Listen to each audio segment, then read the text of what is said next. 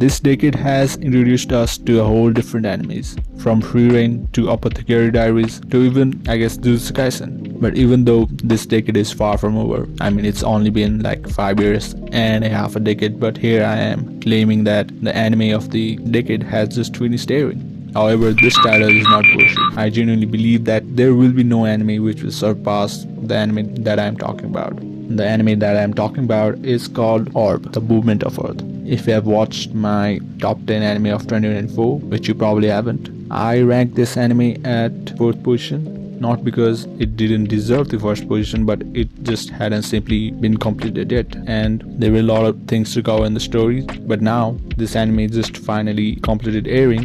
And I must say, this definitely deserves the first position. Now, if you're wondering what was the first position before, it was an anime called Yatagarasu. Anyway, Orb just finished airing and my god, this anime just blew my fucking mind. Everything about this anime is just perfect. I can't describe it any other way. Man, it's perfect. While making this video, I wondered for a long time, like what parts of the anime should I use? I could include parts from all 25 episodes and summarize the anime, but that kind of felt wrong, This anime is not just a story. It's genuinely an experience. So it would be just wrong of me to spoil that experience to you. So for that purpose, I will be only uncovering about the first and the second episodes of this anime. This may seem like glazing, but I will keep glazing this anime until my throat gets blisters. Like no diddy, but it is just that good. So enough glazing. But what is this anime about? Well, this anime may kind of dwell into things that may be a little bit controversial. Thing discussed in this anime is mostly about God, religion, people's beliefs, and their nature. This anime takes place in what seems to be a 15th century Poland. Here the god and the religion, which is depicted as the church, are held to the highest degree. You can say the rules made by the religion are what controls the most things in this world. And if you fall apart from this root of this church, you are labeled as a heretic. Though a good thing is, even though you will get labeled as a heretic once, you will get another chance to redeem yourself. But if you fail again, then you will just die. Death by execution, torture, or just being burned. Then we get introduced to our main character named Rafal. He's like very young, like 12 years old, and he was an orphan, but he was picked up by a priest, so he's living rather a comfortable life now. But you see, our main character is rather strange. Even though he's just 12, he's like really smart. He's even considered as a prodigy or a scholar, and he just got selected to go to the university. And being in a university is let alone a big thing in this world. But at the age of 12, you gotta understand he's really fucking smart. But as I mentioned before, everything around this world likely revolves around God and the religion and its values. Like similar to our world in some way. But on the other side, anyone who strays away from this path is regarded as something blasphemous. One such thing that is considered a taboo is the study of this universe. There seems to be a concept that God himself created the earth, and earth is the center of this universe, which means all the planets, sun, maybe stars revolve around this earth. This concept is explained by our main character right here. 根拠はいくつかありますが、アリストテレス曰く、重い物体は下に落ちる。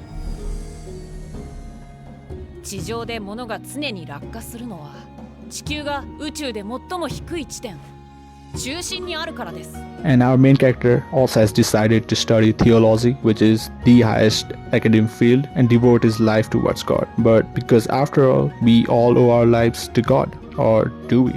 You see, our main character is rather peculiar. Having faced many hardships as an orphan before being picked up by the priest, he has developed a rather unique way of thinking.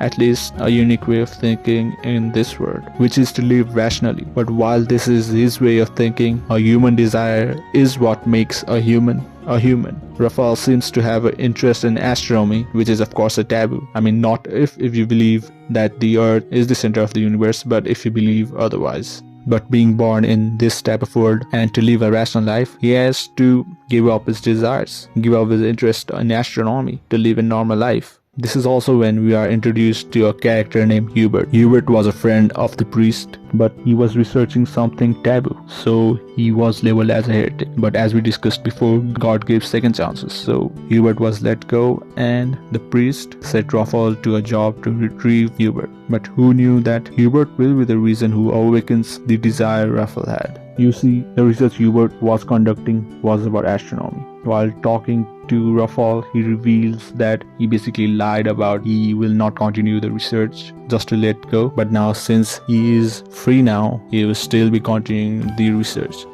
And he basically blackmails Rafal to help him. He's basically kind of blind, so he needs someone to see the sky and observe the universe. While Rafal hesitates this offer and he could simply report it to the officials, his curiosity gets the better of him. The same belief of him living a rational life now becomes kind of irrational.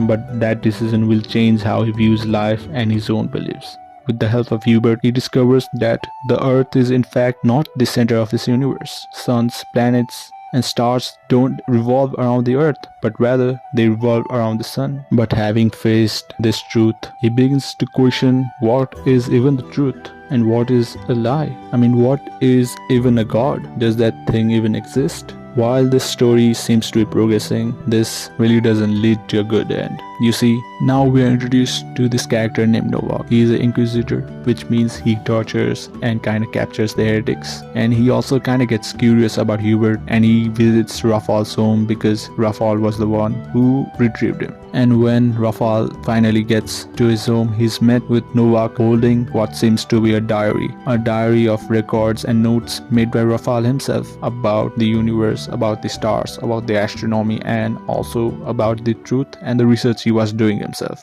And now Novak versus Rafal about what is this book about, and then comes Hubert, the goat, and he sacrificed himself, saying that the notes are his and Rafal has nothing to do with it. And now there's no going back.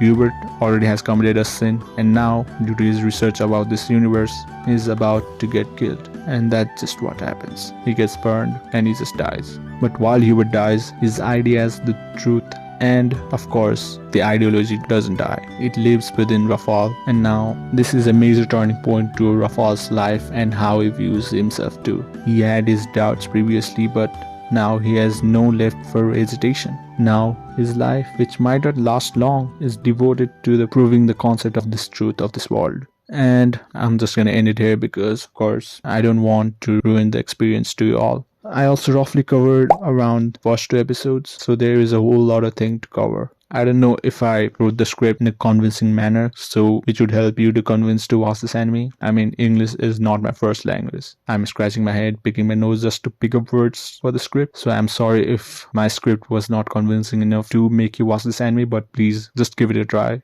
If I had to review and rate it, I would give the plot a 10 by 10, like straight up 10. No glaze, just 10. And for the characters, I would also like to give this a 10. I mean, the characters are not one-dimensional. They have so much going within themselves. And I will say the characters, that their beliefs is what keeps this show going and how the plot develops. Now, animation is one of its weaker parts, but it has like a quality animation too. It has like a 8.5 out of 10 animation. I mean, it doesn't have like Mappa or Ufotable type of animation, but honestly, it doesn't even need that type of animation. I think this type of animation style and the animation in general really suits this anime, so I genuinely have no problem. So animation is great too in general.